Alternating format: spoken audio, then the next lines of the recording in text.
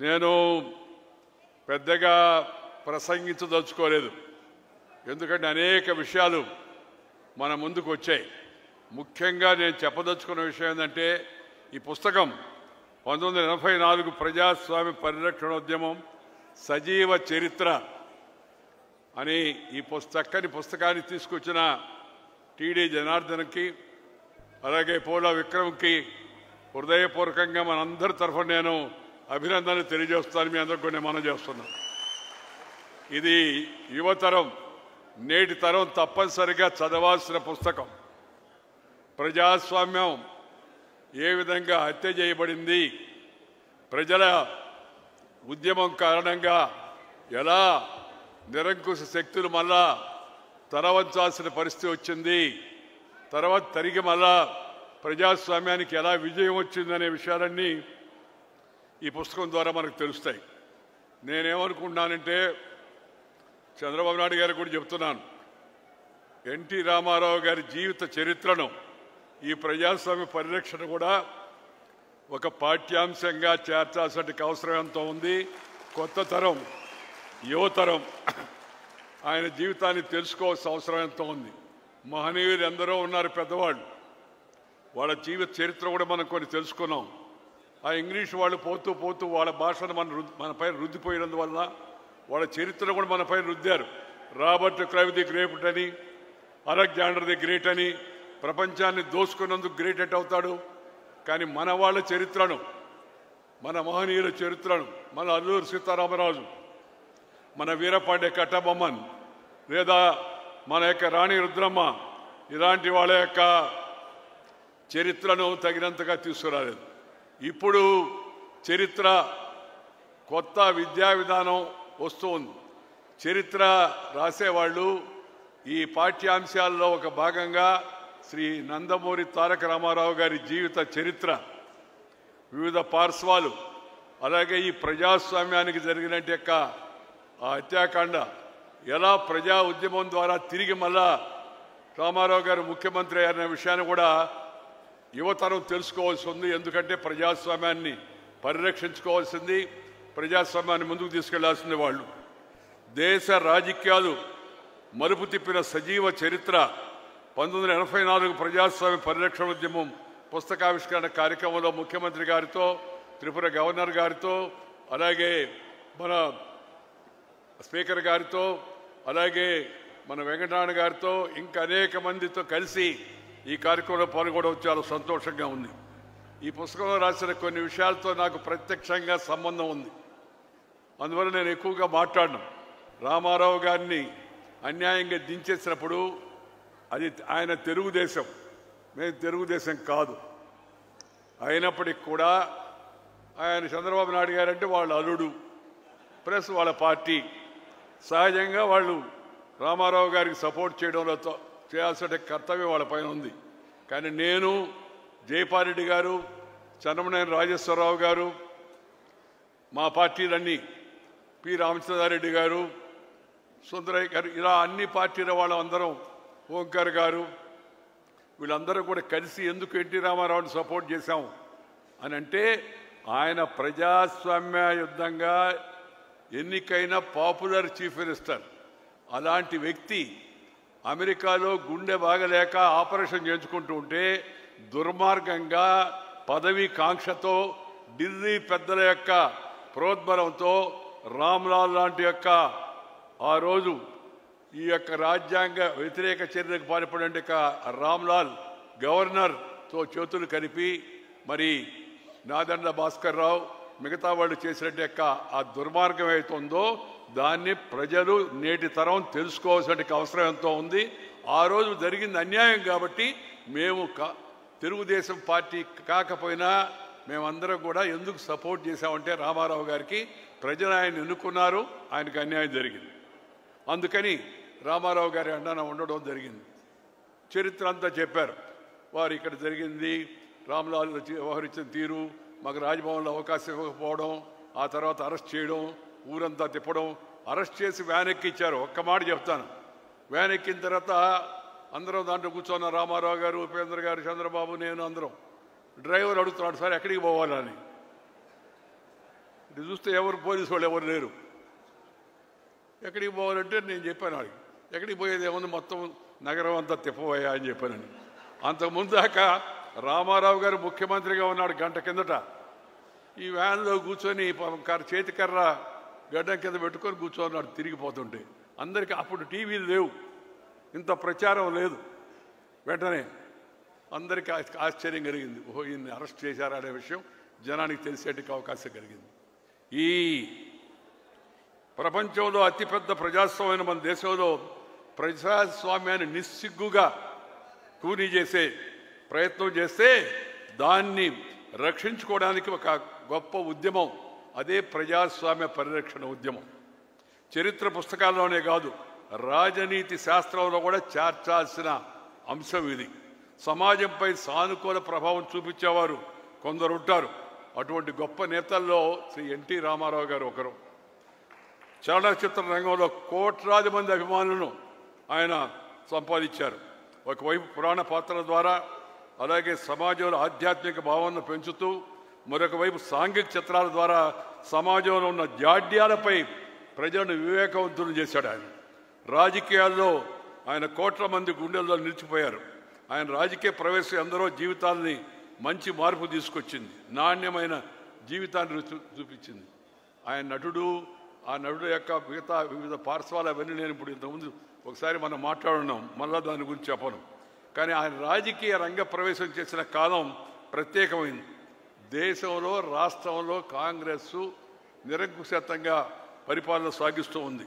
ఆ సమయంలో ఎలాంటి రాజకీయ అనుభవం లేని రామారావు గారు తెలుగు ప్రజల కోసం రాజకీయాల్లోకి వచ్చి ముఖ్యమంత్రి కావడం అవుతుందో అది చరిత్రాత్మకమైన ఘట్టం అని చెప్పి మీ అందరికీ మనం చేస్తున్నాను. ఆయన పాలన అనేక మార్పులు తీసుకొచ్చాడు. అవన్నీ కూడా నేను పెద్ద వివరంగా చెప్పదలుచుకోలేదు. సంస్కరణలు తీసుకొచ్చాడు. అప్పుడే ₹2 కిలో బియ్యం పెట్టాడు. ఇప్పుడు మోడీ గారు కూడా దాన్ని ఇవాళ కొనసాగిస్తున్నారు. మహిళలకు ఆస్తిలో సమాన హక్కు ఇచ్చాడు. ఇది సమాజానికి చాలా అవసరం. దేశం అంతా కూడా దాన్ని చక్కగా అమలు చేయాల్సిన అవసరం ఎంతో ఉంది. మండల వ్యవస్థ పరిపాలన వికేంద్రీకరణ చేసి, అంతా కేంద్రం కాకుండా వికేంద్రీకరణ చేసి, సబ్ రిజిస్టర్ ఆఫీస్ కానించి తాలూకా ఆఫీస్ కానించి మండల వ్యవస్థ ద్వారా తీసుకొచ్చి వికేంద్రీకరణ పలికాడు. అలాగే వెనుకబడిన వర్గాలకు అందరూ మాట్లాడేవాళ్ళే కానీ చేసి చూపించిన మొట్టమొదటి వ్యక్తి ఎన్టీ రామారావు గారు. వెనుకబడిన వర్గాలకు జిల్లా పరిషత్ చైర్మన్లు కూడా వచ్చేటికి అవకాశం రామారావు గారి వల్ల లభించింది. ఆయన ఈ జరిగిన ఆయన అలాంటి మంచి వ్యక్తికి జరిగినట్టు యొక్క ఈ అన్యాయాన్ని తిరిగి మళ్ళా న్యాయం జరిగేట్టుగా చూడడంలో ప్రజల పాత్ర చాలా ముఖ్యమైనది. అశేషమైన ప్రజలు ఒకవైపు రామారావు గారి మీద అభిమానం అయితే, మరొక వైపు ప్రజాస్వామ్యాన్ని పరిరక్షించుకోవాలనే ఉద్దేశంతో లక్షల మంది వీధుల్లోకి వచ్చారు. ఆయన ఇక్కడి నుంచి మొదలుపెట్టి విజయవాడ నుంచి మొదలుపెట్టి అనంతపురం దాకా పర్యటన చేస్తే మేమందరం ఆయనతో ఉన్నాం. అప్పుడు ఎక్కడికి వెళ్ళినా జనం అసలు ఆకాశం ఈనిందా అన్నట్టుగా అలా జనం అంతా వచ్చారు. ఆయన జరిగిన అన్యాయానికి వ్యతిరేకంగా అందరూ నినదించారు. అందరూ ఆయన వెనక నిలబడ్డారు. ఆ తర్వాత ఇందాక విషయాలు చెప్పారు కదా మీకు, ఢిల్లీ తీసుకెళ్ళడం, ఎమ్మెల్యేలని కర్ణాటకలో క్యాంప్ పెట్టడం, తిరిగి మళ్ళా వచ్చి మెజార్టీ చూపించడం. మెజార్టీ చూపించేటప్పుడు కూడా దుర్మార్గం చూపించారు. అసెంబ్లీ సరిగ్గా జరగనివ్వలేదు, గొడవ చేశారు. నా ముందుకు వచ్చి ఒక ఆమె గాజులు పగల కొట్టుకుంది నన్ను రెచ్చగొట్టాలని. మేము ముందు రోజే మీటింగ్ పెట్టి అన్నగారు చెప్పారు అందరికీ, రేపు గొడవ జరుగుతుంది, ఎవరు మాట్లాడకూడదు, దయచేసి వెంకయ్యనాయుడు గారు జైపాల్ రెడ్డి గారు ఉంటారు, వాళ్ళు ఎవరు ఉంటే అవసరమైతే మాట్లాడతారని. ఒక ఆమె నా ముందుకు వచ్చి గాజులు పగల కొట్టుకొని అధ్యక్ష నన్ను అవమానపరుస్తున్నాడు ఈయన అన్నాడు. ఆయన అధ్యక్షుడు ఇటు చూశాడు, చూస్తే ఈయన నన్ను ద్రౌపది అంటున్నాడు ఆయన. అంటే నేను లేచి చెప్పాను, ద్రౌపది మహాపతివ్రత, ఆమె పేరు ఎందుకు వాడతారని నేను వాడానని చెప్పి. వాడనండి, అలాంటి పనులు చేయను, ఎవరిని అవహేళన చేయడం అవమానం చేయడం నాకు ఇష్టం లేదని. అసెంబ్లీలో మెజార్టీ ఉందని తెలిసి కూడా ఆఖరి వరకు అధికారాన్ని పట్టుకొని వేలాడేట్టుగా చేశారు. తర్వాత చెప్తారు వాళ్ళు మేము మెజార్టీ ఉందని. మెజార్టీ రుజువైన తర్వాత కూడా వాళ్ళు అసెంబ్లీ సాక్షిగా అది ఎక్కడ రుజువు అవుతుందని అసెంబ్లీని సరిగా జరగనివ్వకుండా అనేక రకాల దుర్మార్గాలు ఆ రోజు చేయడం కూడా జరిగింది. ఈ శాసనసభ్యులు స్టూడియోలో ఉన్నప్పుడు తీసుకెళ్దామని ప్రయత్నం చేశారు. ఈ ఇందర్సేన్ రెడ్డి గారిని అప్పుడు ఆ స్టూడియో బయట కాపలాకి మనుషులందరూ తీసుకొచ్చి పెట్టి పని చంద్రశేఖర్ రెడ్డి గారికి పెట్టాము. అప్పుడు లోపల ఉండి వ్యూహరచన మిగతా విషయాలు నేను చూస్తుంటే వాళ్ళకి కావాల్సిన ఏర్పాట్లు మిగతా వసతి పద్ధతి అంతా కూడా చంద్రబాబు నాయుడు గారు చూశారు. అలా వాళ్ళని కాపాడుకొని ఇక్కడి నుంచి ఢిల్లీ తీసుకెళ్తుంటే దారి పొడవునా రైల్వే స్టేషన్ పైన దాడి చేయించారు. తిరిగి మళ్ళీ అక్కడ దాని ఆఖరికి ఢిల్లీకి పోతే మేము ఆలస్యంగా వచ్చామని చెప్పి జైల్ సింగ్ గారిని ఢిల్లీ నుంచి నార్త్ ఈస్ట్కి వెళ్ళి పొమ్మని చెప్పింది ఇందిరాగాంధీ. మీరు అపాయింట్మెంటు లేట్ అయిపోయింది అందుకని ఇవ్వద్దని. ఆయన జైల్ సింగ్ గారికి వాజ్పేయి గారు ఈయన రామారావు గారు అంటే అభిమానంకు ఆయన స్వామీజీ అంటుండేవాడు రామారావు గారిని చూసి. అటు రెండోది వాజ్పేయి గారు అద్వానీ గారు మాట్లాడారు, మీరు మాట ఇచ్చారు లేట్ అయినా కూడా ఉండి వాళ్ళ సంఖ్య ఉందని అది చూడండి అని. మేమందరం ఎమ్మెల్యేలు అక్కడికి వెళితే ఇంకా విచిత్రం. ఎమ్మెల్యేలు అందరం వెళ్ళి ఆయన కలిసాము, ఆయన చూశాడు. టీ తాగండి అన్నాడు గౌరవంగా. పాపం రాష్ట్రపతి గారు టీ తాగుతుంటే నాకు ఒక ఏడీసీ వచ్చి చెప్పాడు, సార్ నాయుడు గారు పక్కకు రండి అన్నాడు. ఏమన్నాను, అప్పుడు ఇవన్నీ లేవు టీవీలు ఇవన్నీ, టెలిప్రింటర్ ఉంది అక్కడికి వచ్చి చూడండి అన్నాడు. చూస్తే ఢిల్లీలో ఎవరైతే ఉన్నారో ఎమ్మెల్యేలు వాళ్ళలో కొంతమంది ఎమ్మెల్యేలు హైదరాబాదులో రాజ్భవన్ ముందు పెరేడ్ చేశారని. నేను ఇక్కడున్న మనుషుడు అక్కడిట పెరేడ్ చేస్తారని ఆశ్చర్యం కలిగింది. వెంటనే నేను రామోజీరావు గారికి ఫోన్ చేసి, సార్ ఆ ఎమ్మెల్యేలు ఎవరో వాళ్ళ పేరు కాస్త దయచేసి పంపించండి అని పేరు ఆయన కొద్దిసేపటికి పంపించాడు. పంపించిన తర్వాత రఘురాయ్ అని ఒక ఫోటోగ్రాఫర్ ఉన్నాడు ఇండియా టుడేలో. ఆ రఘురాయ్ గారిని అద్వానీ గారి ద్వారా పిలిపించి రామారావు గారిని బయట ఈ ఎమ్మెల్యేలందరినీ ఎవరైతే హైదరాబాద్లో ఉన్నారో ఆ ఎమ్మెల్యేలని ఢిల్లీలో రాష్ట్రపతి భవన్ బయట రామారావు గారి మధ్యలో కూర్చొని వాళ్ళు ఆ పక్క ఈ పక్క నిలబడి ఆ ఫోటో తీయించాం. ఫోటో అప్పుడు పంపించడానికి కూడా ఇది ఫ్యాక్స్ లేదు. అప్పుడు సాయంత్రం మన సాయికృష్ణ రామారావు గారి కుమారుడి ద్వారా మరి డాక్టర్ శ్రీనివాస్ గారు ఎవరిని పట్టుకొని టికెట్ సంపాదించి ఆయన ద్వారా పంపిస్తే మేము రామోజీరావు గారికి ఇండియన్ ఎక్స్ప్రెస్ ఎడిటర్కి ఫోన్ చేసి పేపర్ కాస్త ఆపండి, ఇప్పుడైతే బాగా ఫాస్ట్ అయిపోయింది, అప్పుడు పేపర్ 10 గంటలకు అయిపోయేది, పేపర్ ఆపండి ఈ ఫోటో వస్తుందని. వచ్చిందాక వాళ్ళు ఆపారు, ఫోటో వేశారు. అసలు ఢిల్లీలో నకిలీ హైదరాబాదులో అని మరుసటి రోజు పతాక శీర్షికలో వచ్చింది. దాంతో అతను కుట్ర ఇదైపోయింది. అంత దుర్మార్గం అనమాట. ఎక్కడ మనుషులు ఉండి చూపిస్తుంటే కూడా తను ఇక్కడ ఉంటే ఎవరు నిజం ఎవరు కాదని అడిగి తెలుస్తుంది. ఆ ఫోటో రాబట్టి సరిపోయింది. కానీ ఆ విధంగా అనేక రకాలుగా ప్రజాస్వామ్యాన్ని వంచే ప్రయత్నం చేశారు. దాన్ని ప్రజల యొక్క మద్దతు ఉండబట్టి ఆయన మీద అశేషమైన అభిమానం ఒక పక్క, దాంతోపాటు ప్రజాస్వామ్య పరిరక్షణ కోసం ప్రజలందరూ గట్టిగా నిలబడబట్టి అన్ని రాజకీయ పక్షాలు ఏకత్రాటిపై రాబట్టి తిరిగి మళ్ళా ఎన్టీ రామారావు గారు గౌరవంగా ముఖ్యమంత్రి అయ్యేటికి అవకాశం లభించింది. ఆయన ముఖ్యమంత్రి అయిన తర్వాత నన్ను జయపాల్ గారిని పిలిచి, బ్రదర్ మీరిద్దరు మాకు బాగా మద్దతుగా నిలబడ్డారు, మీరిద్దరు ప్రభుత్వంలో వచ్చారండి మంత్రులుగా అన్నాడు. అంటే మేము చెప్పాము, మేమిద్దరం ఆడుకున్నాం, మాకు విషయాలు కూడా తెలుసు కదా, మేము చేరవండి అన్నాం. ఏమండి అన్నాడు, మేము వేరే పార్టీలో ఉన్నాం, మేము ఎందుకు చేస్తామంటే ఆయన తెలివిగా మీరు పార్టీ మారబడలేదు, మిత్రపక్షాలుగా అందరం కలిసి మిశ్రమ ప్రభుత్వం ఏర్పాటు చేద్దాం అన్నాడు. నేను రామారావు గారి తెలివికి ఆశ్చర్యపోయాను, ఈయనకి ఎవరు చెప్పారా ఈ విషయం అని చెప్పారండి. సరే అయినా కూడా చెప్పాము, మేము ప్రజాస్వామ్య పరిరక్షణ కోసం సిద్ధాంతం కోసం వచ్చామే కానీ పదవి కోసం రాలేదు, పదవి తీసుకోమని గౌరవంగా సున్నితంగా ఆయనకు చెప్పడం జరిగింది.